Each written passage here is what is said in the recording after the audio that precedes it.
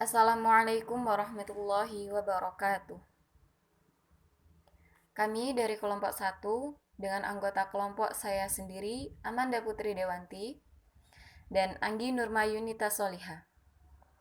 Di sini, kami akan menerangkan tentang sejarah munculnya aliran-aliran kalam dan kerangka berpikir aliran-aliran kalam.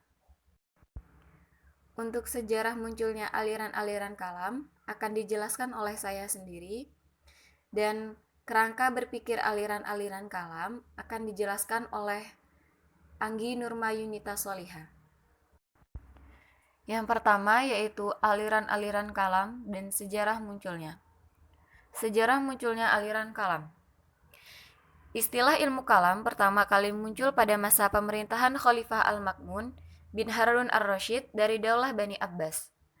Namun, masalah-masalah yang dipersoalkan dalam ilmu kalam itu sendiri jauh sebelumnya sudah lama timbul, yaitu apakah seorang mukmin pembuat dosa besar masih tetap mukmin atau sudah menjadi kafir?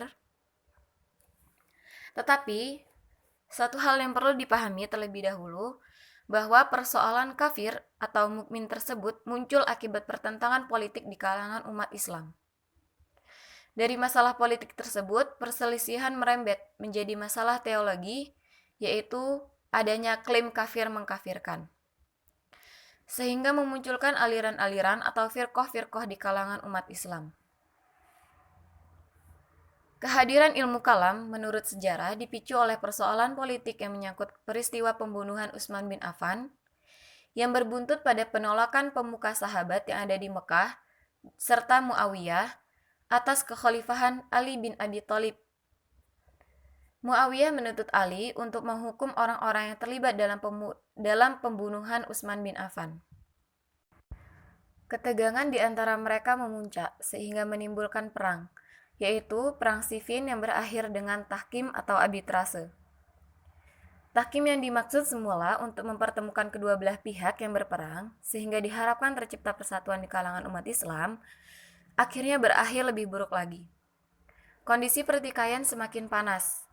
Bagaimanapun, peristiwa itu merugikan Ali dan menguntungkan Muawiyah.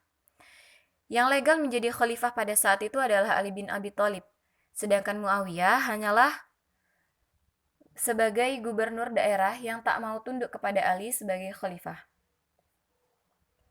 Peristiwa tahkim atau arbitrase antara Ali bin Abi Thalib dan Muawiyah bin Abi Sufyan telah mendorong munculnya problem-problem teologis baru yang krusial, yaitu adanya aliran-aliran baru yang muncul. Yang pertama adalah aliran Khawarij. Aliran Khawarij ini muncul karena golongan tersebut tidak mau menerima tahkim atau arbitrase dalam pertempuran Siffin yang terjadi antara Ali dan Muawiyah. Perang yang diakhiri dengan tahkim atau arbitrase ini ternyata tidak dapat menyelesaikan masalah, sehingga menyebabkan adanya golongan ketiga. Aliran Khawarij ini berpendapat bahwa seseorang dikatakan kafir bila ia tidak menghukum dengan hukum Allah. Mereka menilai bahwa setiap orang yang terlibat dalam tahkim tersebut adalah kafir. Yang kedua adalah aliran Murji'ah. Aliran ini memiliki pandangan bertentangan dengan Khawarij. Mereka menegaskan bahwa orang yang berbuat dosa besar tetap menjadi orang mukmin dan tidak kafir. Menurut mereka, masalah dosa yang dilakukan itu terserah kepada Allah. Bila Allah mengampuni dosa mereka, mereka akan masuk surga, dan apabila dosa mereka tidak diampuni, maka akan masuk neraka. Yang ketiga yaitu aliran Syiah. Syiah dalam bahasa Arab artinya pihak, puak, golongan, kelompok, atau pengikut sahabat, atau penolong. Pengertian itu kemudian bergeser mempunyai pengertian tertentu. Syiah sering disebut sebagai kelompok masyarakat yang amat memihak kepada Ali bin Abi Thalib dan memuliakannya beserta keturunannya. Menurut mereka, seharusnya tampuk kepemimpinan diduduki Ali dan keturunannya.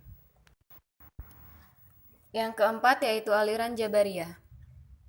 Sejarah mencatat bahwa orang yang pertama kali menampilkan aliran Jabariyah di kalangan umat Islam yaitu Al-Ja'ad ibnu Dirham. Aliran ini berpandangan bahwa manusia tidak memiliki kemerdekaan dalam berkehendak dan melakukan perbuatan. Menurut Jabariyah, manusia dalam seluruh tingkah lakunya bertindak dengan paksaan Allah karena segala sesuatu, segala tindakan manusia sudah diatur oleh Allah Subhanahu wa taala. Yang kelima yaitu aliran Qadariyah. Sekilas, aliran ini sesuai dengan ajaran Islam. Akan tetapi, jika kita mendalami ajaran Al-Quran dan hadis secara komprehensif, serta memperhatikan realitas kehidupan sehari-hari, maka akan tampak jelas bahwa paham Qadariyah yang tidak mempercayai adanya takdir adalah mengandung berbagai kelemahan dan telah menyimpang dari ajaran Islam yang benar. Menurut Qadariyah, manusia mempunyai kemerdekaan dalam kehendak dan perbuatannya. Yang keenam yaitu aliran Mu'tazilah.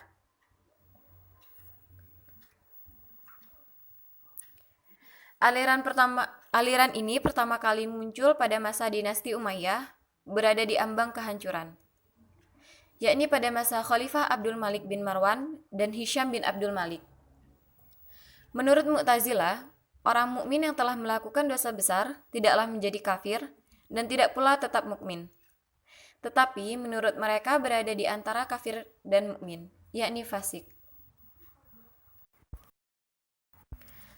Yang ketujuh yaitu aliran Asy'ariyah. Aliran ini muncul bersama dengan aliran Maturidiyah dan lebih dikenal dengan nama Sunni.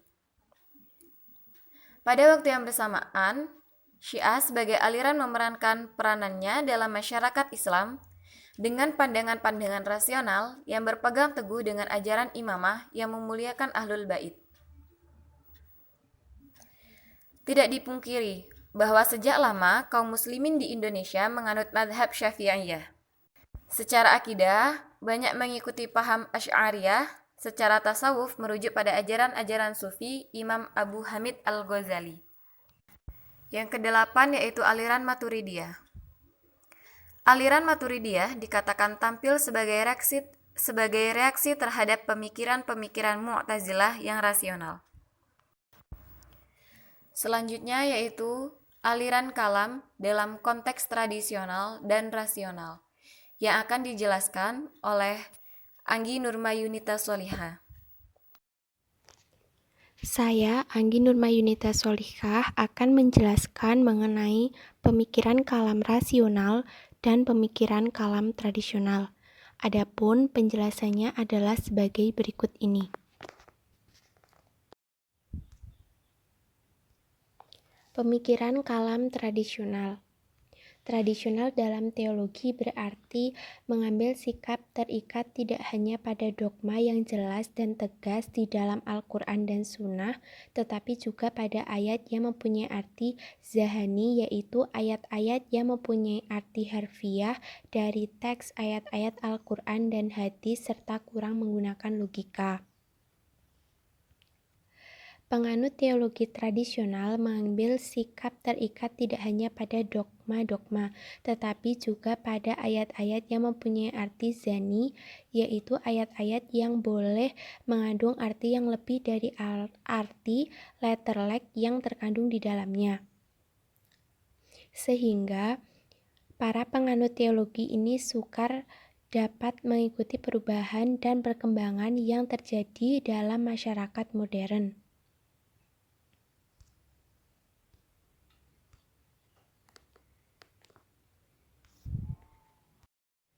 Adapun ciri-ciri dari pemikiran kalam tradisional adalah 1. Memberi makna yang harfi pada nasyah. 2. Manusia terikat dalam berkehendak dan berbuat. Ketiga, sunatullah berubah-ubah. Yang keempat, kekuasaan dan kehendak mutlak Tuhan berlaku semutlak-mutlaknya. Yang kelima, memberi daya yang kecil pada akal.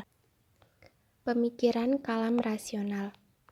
Rasional dalam teologi berarti aliran teologi yang banyak mengandalkan kepada kekuatan akal atau rasio. Akal mempunyai daya yang kuat serta dapat memberikan interpretasi secara rasional terhadap teks ayat Al-Quran dan hadis. Corak teologi rasional yang seperti ini merupakan aliran yang dianut oleh kaum Mu'tazilah, yaitu aliran yang lebih dominan memakai rasio, namun tetap bertahan kepada wahyu sebagai kebenaran mutlak.